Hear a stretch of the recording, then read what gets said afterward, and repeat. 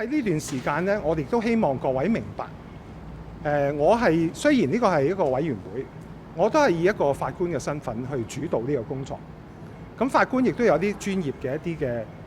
原則要遵守嘅，包括要公平公正，同埋咧我哋要作一啲理性嘅分析，基於事實去作出任何嘅事實嘅裁斷或者係建議，唔可以感情用事。再者咧，亦都係唔可以咧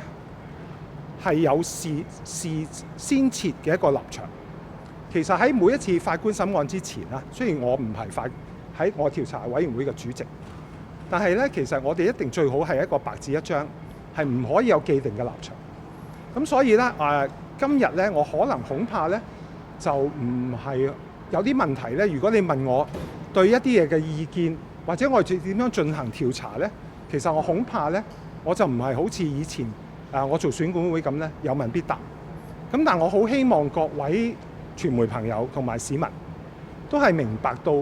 有啲問題，我唔係想逃避你哋嘅問題，但係有啲問題咧喺現階段咧係唔應該，亦都唔恰當咧由個調查委員會嘅主席咧去作答嘅。咁所以咧喺呢個嘅調查過程之中咧，我相信我都唔會再見到你哋㗎啦。咁直至我哋完個為止。